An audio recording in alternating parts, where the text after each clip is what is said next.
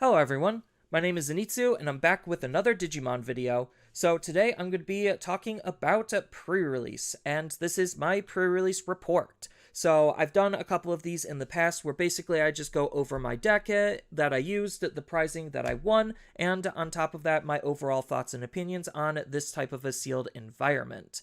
So let's just start off with the first thing on the docket, which is the deck that I used. So when it comes to deck construction, I did a pre-release guide, and I kind of followed my own advice in the pre-release guide as best as I possibly could, depending on what cards I saw. So I stuck mostly with those core ratios just because I felt like this format wasn't necessarily hardcore Rookie Rush style, and it didn't incentivize it just because there were some pretty decent mid to low level defensive cards. You kind of just play with what you got. I got 6 Digitamas, so I just used the 5 best ones that I had. I was pretty lucky to see that I had 2 Yokos and 2 Tanamons, just because the tamers that I was playing with were in these colors, and I noticed when I was building my deck that the colors kind of just want to play nicely with each other, so I tried to lean heavier into the core colors that my deck wanted based on the pool of cards that I had available. Then the 5th Digitama was just literally whatever. Then when it came to the other cards that I ran that weren't Digimon, I got 1 Taiga and 1 Akiho. Again, these were just fantastic because red and green were the colors I wanted to lean into, mostly because of how these cards work. My TO actually did allow us to use the pre-release promo, which was a Greymon, and not just any Greymon, it was the starter deck Greymon, and because starter deck Greymon is a red vaccine Digimon, it just made a card like Akiho a little bit more desirable for me to actually want to try to use, just because I have more cards to use her with. And then Taiga is just another pretty decent generic card, and wanted me and incentivized me to try to play as many green level 5s as I can to make the best use of his ability, but just the passive plus 1000 was still really good and can solve particular board states.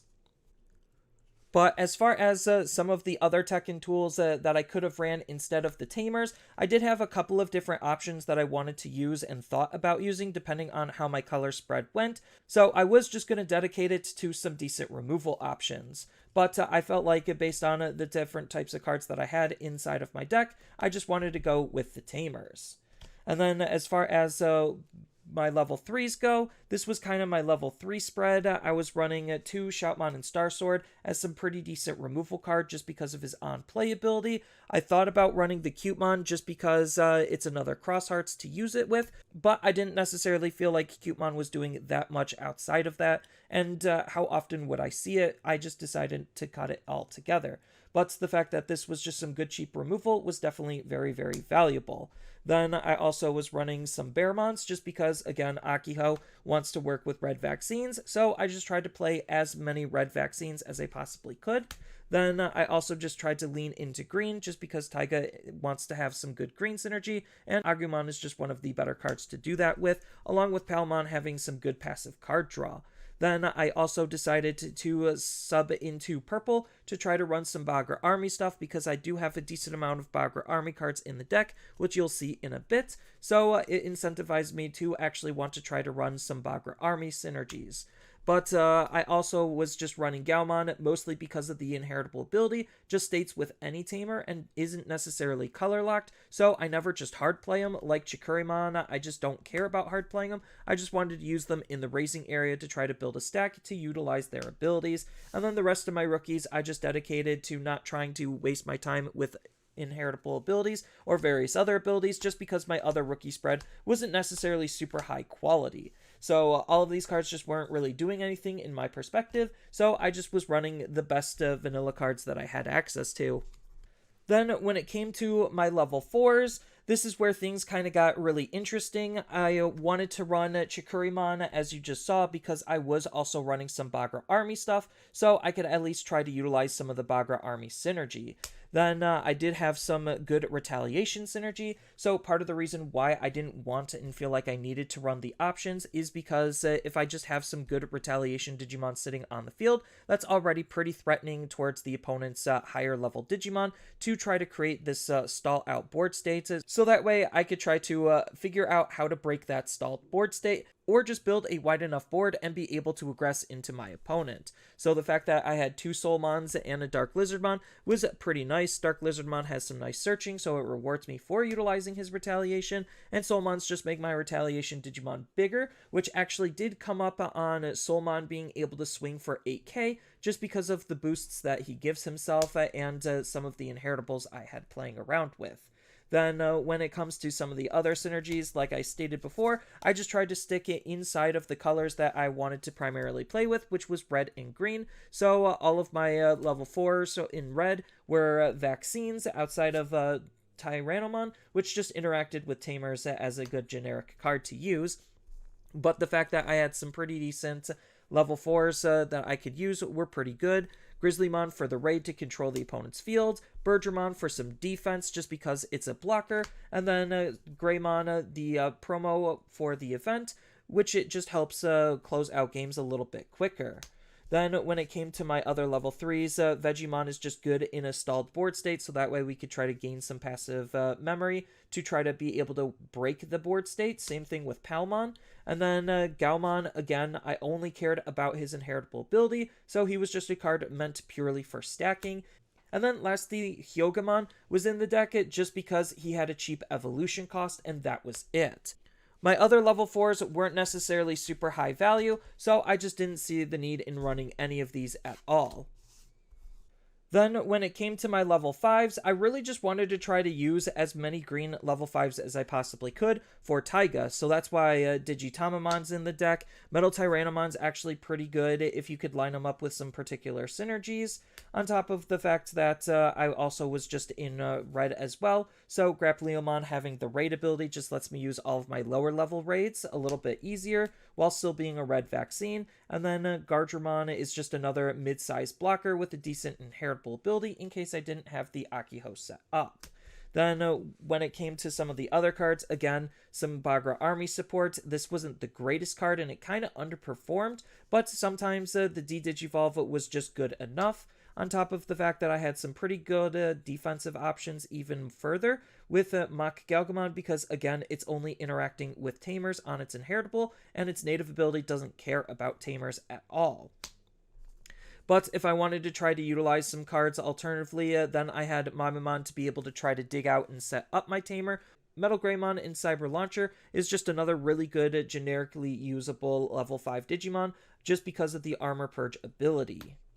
When it came to my other level 5s, they weren't necessarily super high quality, so I just didn't necessarily see the need to want to run them just because they weren't necessarily going to be useful.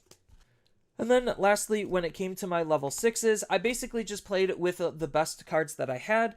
Rust Tyrannomon was okay. He's not fantastic for this type of a format, just because his low DP. I did have some good ways to try to DP boost him, but he never came up in any of my games. Same thing with Lilithmon. The idea on utilizing Bagra armies was better than it actually sounded, and her passive ability I was trying to utilize with some of the other Bagra army cards, but again, things just didn't necessarily line up, and she was just in here mostly because of the stats, on top of the potential synergies that I had going on.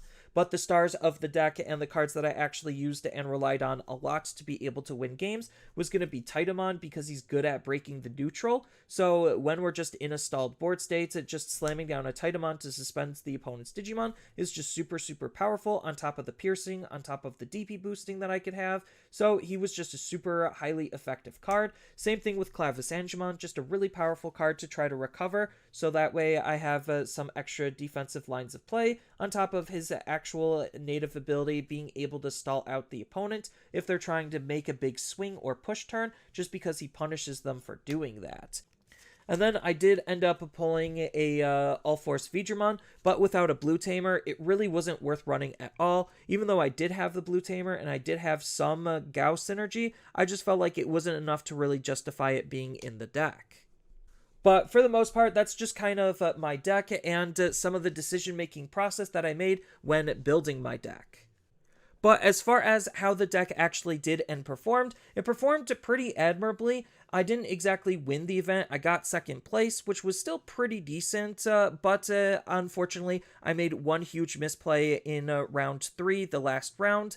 Against my opponent, I moved out my level 5 and anticipated it not dying just because of the infrequency of level 6s, on top of the fact that there wasn't a whole lot of good level 6s that would be able to kill my level 5 stack, and I was positioning myself to be able to play a level 6 on the following turn. But he had the Mirage Galgamon to be able to punish my play and then swing things in his favor, just because it took me a couple of turns to be able to rebuild, and then by that point he was just beating me in the face every single turn with his level 6 that I couldn't stop. So it was just an unfortunate series of events, but there was just a lot of interesting back and forths between the different stalled board states that we had and how we were breaking each other's stalled.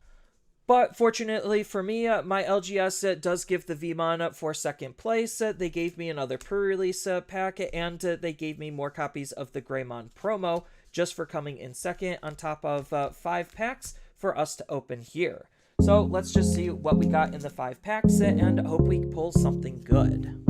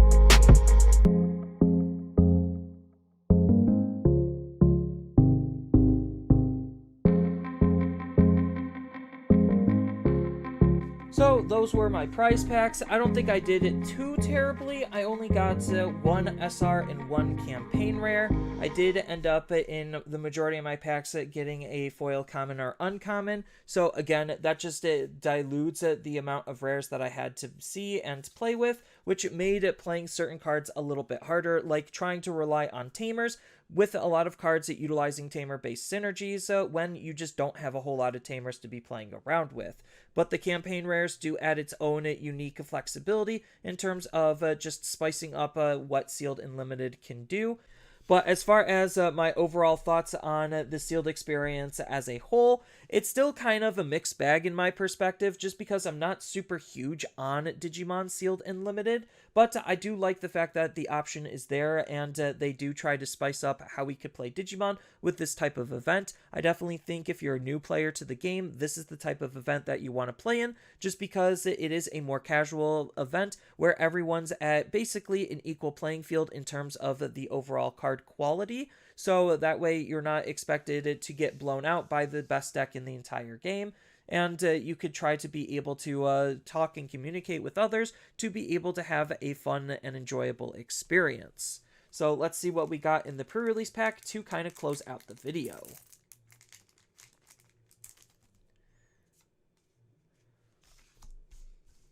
So overall, not too terrible of pulls, and I still had a really fun and enjoyable time seeing everyone at locals and playing in the pre-release.